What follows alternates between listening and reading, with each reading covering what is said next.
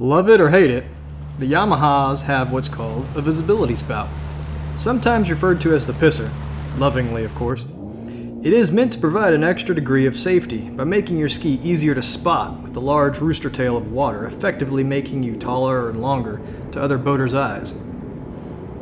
It's debatable how much safer it makes you, and it comes at the cost of being annoying or rude in some situations, like hosing riders around you on a group ride.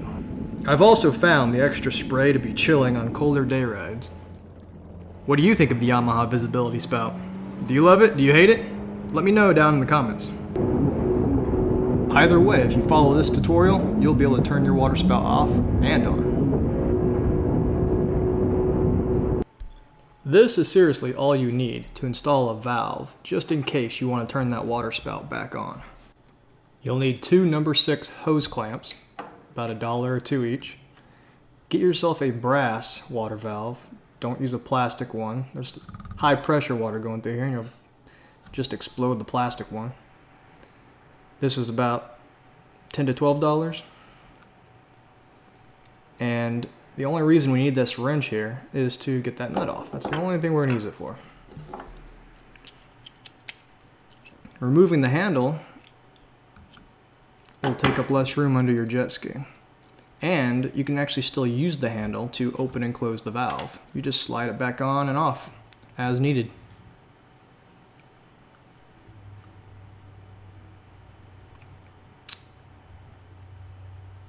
Open. Closed. Okay, the handle does not need to be attached. This one says it's rated for 400 psi. That'll do.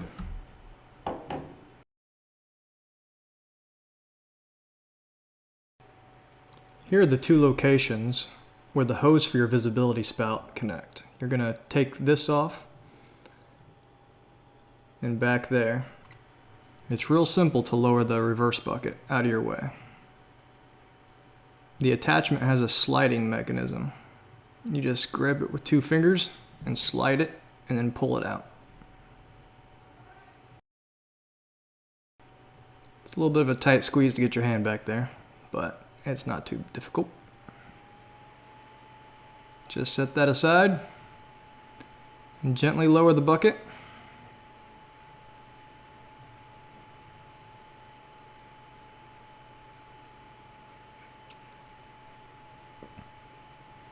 Now just loosen the 2 clamps attached to the hose, but keep them handy because you'll use them.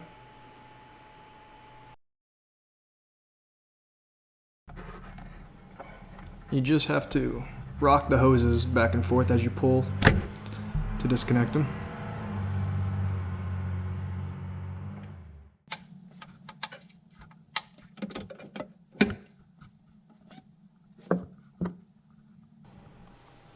Cut the hose about 2 to 3 inches from where the water exits your ski, or the part of the tube that was furthest to the back. Slide your valve in between the 2 pieces, and you'll want to angle the hose and the valve in a way that the handle can still be slid in and moved so that it's not hitting the top of the ski, or it's not hitting the ski above it.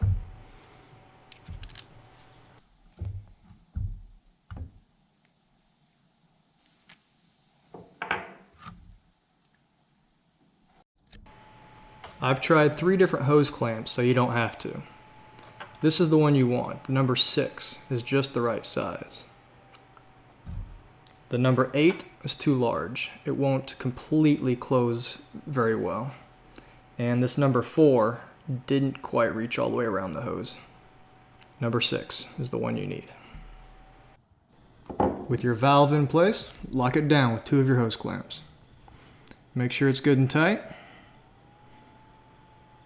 Make sure you can attach your handle. This will be about the direction it'll be on your ski.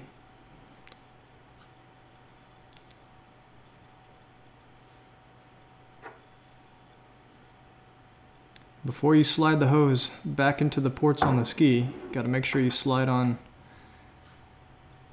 your hose clamps, at least over the end you're attaching first. And make sure you have access to the screws so you can tighten it down.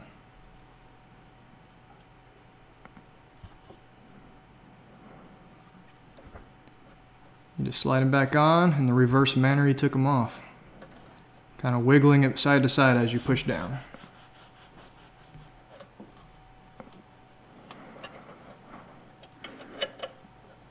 Slide the clamp into place.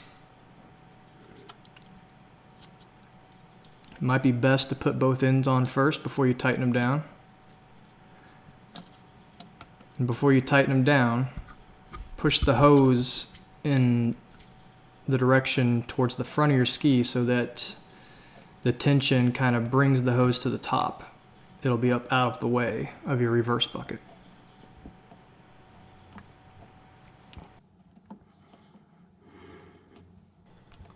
Just be mindful of this last connection, as it's the only one that's plastic. Don't go crushing or snapping it. Check that your reverse bucket moves freely and your hose is out of the way.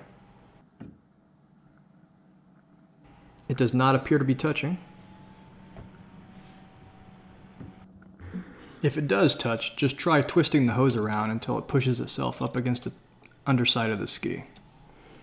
And then when you're satisfied, tighten down the last remaining hose clamps, making sure they're good and secure so they don't pop off, with again minding that last one that's attached to a plastic piece.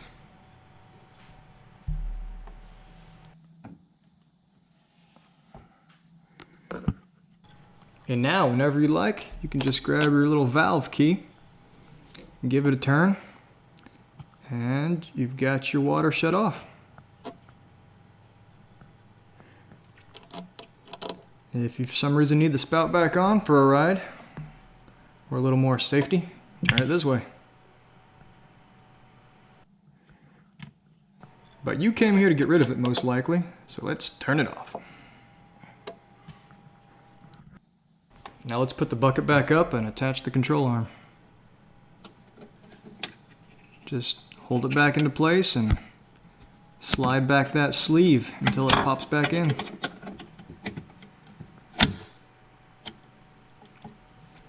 Not too difficult.